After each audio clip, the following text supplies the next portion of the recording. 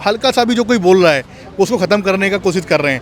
एक तरीके से हत्या है। सोशल मीडिया का जो कैंपेन था वो पेड कैंपेन था। नितिन गडकरी फिर से झूठ बोल रहा है। इथेनॉल स्कीम पर वीडियो किया। इंडिपेंडेंट मीडिया है उस पर भी जो है अंकुश लगने लगा है। मुकेश मेहन जो यूट्यूबर हैं उनके जो है वीडियो को लेकर 50 करोड़ रुपए का उन पर जो है केस दर्ज कर दिया गया नितिन गडकरी के द्वारा। पूरे मामले को किस तरह देखते हैं सर?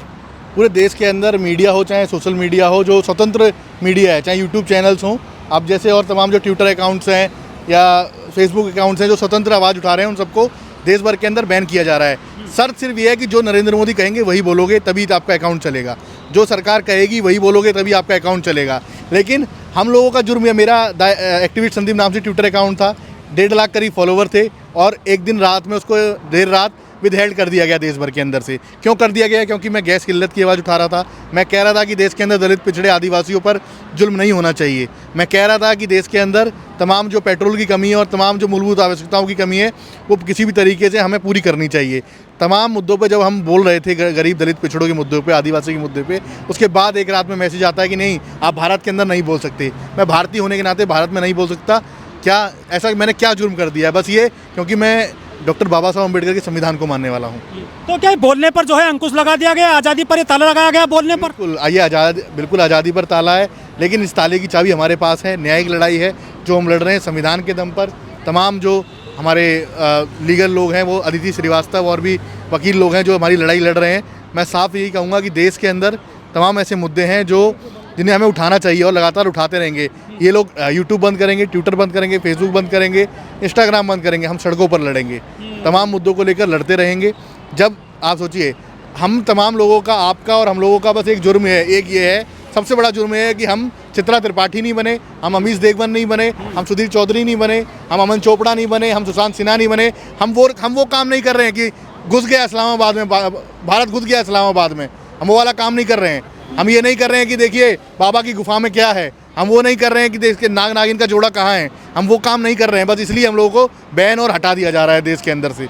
हम साफ तौर पर काम कर रहे हैं कि नहीं, कहीं दलितों की आवाज़, पिछड़ों की आवाज़, अगर आदिवासियों की आवाज़ अगर कहीं उठ रही है, उसको उठाने का काम, उसके उत्पीड़न का मामले को उठाने का काम हम लोग कर रहे हैं। जो सरकार है एक तलवार से नहीं डरी, ना किसी तोप से डरी तो केवल ट्विटर से डर गई या सोशल मीडिया से डर गई। क्यों डर गई? क्योंकि देखो बाकी सब तो इन्होंने खरीद ही लिया। ज़्यादातर न्यायालय ये सब चीज़ें तमाम देश के अंदर देख रहे हैं आपकी।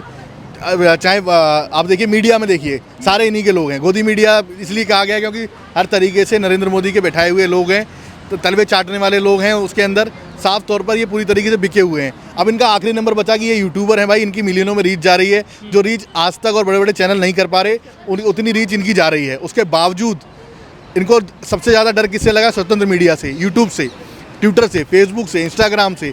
क्यों? क्योंकि इन्हें पता है कि अब जो गांव का व्यक्ति है, जो गरीब, दलित, पिछड़ा व्यक्ति है, जो गांव का, जिसके हर एक घर में जब फ़ोन पहुंच गया, तो सोशल मीडिया की ताकत, नरेंद्र मोदी को सबसे ज़्यादा डर सोशल मीडिया की ताकत से है। और सोशल मीडिया पर दलित बहुजन के लोग मौजूद हैं और जो अपनी आवाज़ उठाते हैं और लगातार लड़ाई लड़ते हैं। लेकिन हमारे देश में तो मेनस्ट्रीम मीडिया भी है, उस पर तो कोई कार्रवाई नहीं हुई किसी प्रकार की। क्या वो पत्रकारिता नहीं कर रहे हैं क्या? बिल्कुल, देखिए तलवे चाटना और पत्रकारिता करने में ज़मीन आसमान का अंतर होता है। पत्रकारिता और पत्तलकारिता में अंतर होता है। और पत्तलकारिता में हम और आप नहीं हैं। पत्तलकारिता में वो लोग हैं जिनको मोटी मोटी सैलरियाँ मिल रही हैं, सैलरी के अलावा भी वो कमीशन मिल रहा है, जो कह रहे हैं कि नहीं, हम सिर्फ और सिर्फ नरेंद्र मोदी के गीत गाएंगे, नरेंद्र मोदी के जन्मदिन पर उनकी 100 उपलब्धियाँ बताएंगे। वो ये नहीं बताएंगे कि गैस की लाइन लग रही है, वो ये नहीं बताएंगे कि पेट्रोल की कमी हो रही है, वो ये नहीं बताएंगे कि दलित उत्पीड़न हो रहा है, वो ये नहीं बताएंगे कि बेरोजगारी है, वो ये नहीं बताएंगे कि डॉक्टर बाबा साहब अम्बेडकर का संविधान खतरे में है। लेकिन यहाँ पर सुधीर चौधरी और अंजना ओम कश्यप, लियाकत, ये क्या पत्रकारिता नहीं कर रहे हैं?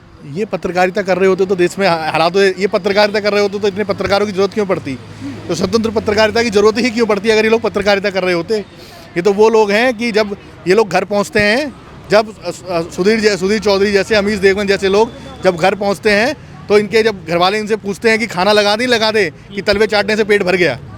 ये ऐसे लोग हैं, मैं आपको बता रहा हूँ एग्जाम्पल के तौर पे। लेकिन मोदी जी तो कहते हैं कि देश में स्वतंत्र मीडिया का हम स्वागत करते हैं, सबको बोलने की आज़ादी है। वो तो लोकतंत्र की बात करते हैं मोदी जी। वो क्या कहते हैं, हाथी के दांत दिखाने के और हैं और खाने के और हैं। वो सारी चीज़ें पूरी तरीके से एक मैनेजमेंट करके चल रहे हैं, टारगेट करके चल रहे हैं। तमाम जो लोग, हल्का सा भी जो कोई बोल रहा है उसको ख़त्म करने का कोशिश कर रहे हैं। एक तरीके से हत्या है, पूरी तरीके से। मेरा ट्विटर अकाउंट बंद करना मेरी हत्या है, मेरे आत्मसम्मान, मेरे जो कमाया था 7 साल के अंदर हम लोगों ने, एक वजूद हमारा, उसको इन्होंने छीना है, उसको हम वापस लेंगे न्यायिक लड़ाई से, और इस लड़ाई को बहुत लंबी लड़ेंगे। लेकिन हमारे देश में मुकेश मोहन जैसे जो यूट्यूबर हैं या आप जैसे जो ट्विटर हैंडल चला रहे हैं, उनको बात उठानी पड़ रही है आम आदमी की, तो मेन स्ट्रीम मीडिया क्यों नहीं उठा रही है मुद्दे? मेन स्ट्रीम मीडिया पूरी तरीके से गुलाम बन चुका है, गुलामी की ओर जा चुका है। मुकेश मोहन पर अगर इतना बड़ा केस किया है, 50 करोड़ का बता रहे मानाने का दावा, मुकेश मोहन क्या कह रहा था? मुकेश मोहन सिर्फ सच्चाई दिखा रहा था। एक कारवां में रिपोर्ट छपी है, उस सच्चाई को मुकेश मोहन दिखा रहे थे, बस इतना सा जुल्म है, इतना सा जुर्म है मुकेश मोहन का। और ये जुर्म नहीं,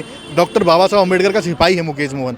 मुकेश मोहन की लड़ाई बहुत लंबी है। मुकेश मोहन जैसे हम तमाम लोगों की लड़ाई इतनी है कि डॉक्टर बाबा साहब अम्बेडकर के संविधान को बचाने की लड़ाई है। लेकिन सर जो बात उठाई मुकेश मोहन ने अपने उसके यूट्यूब के जरिए, लेकिन जो विपक्ष के सांसद हैं, विधायक हैं, वो क्यों उठा रहे हैं इस मामले को?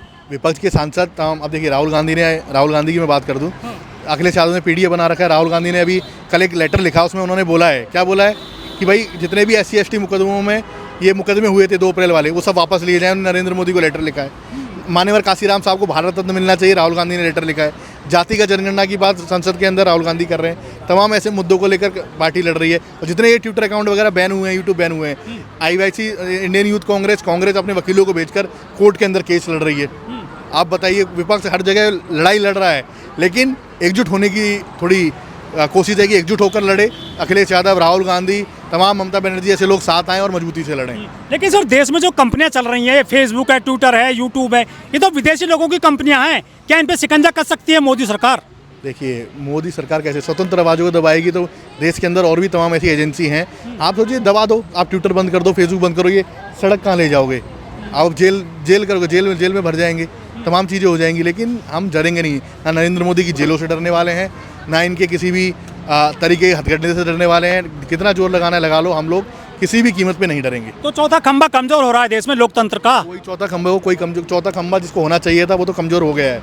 वो तो बिल्कुल पत्रकारिता से पत्रकारिता पे आ गया है, लेकिन हम लोग कमज़ोर नहीं होंगे। आज भी खड़े हैं, बोल रहे हैं ना, आप अपना ट्विटर बंद कर दिया, आप जैसे लोग दिखा रहे हैं, हम दिखा रहे हैं, लोग बोल रहे हैं, फिर भी चलेगा सब चीज़ें। बस आखिरी में यह है कि भाई मनुस्मृति को नहीं जीतने देंगे, डॉक्टर बाबा साहब अम्बेडकर के संविधान को जिताएंगे। आप सरकार के मुताबिक क्यों नहीं बोलते हैं? आपको बोलने का शौक है तो आप गुलाम थोड़ी हैं, सरकार के गुलाम थोड़ी हैं हम।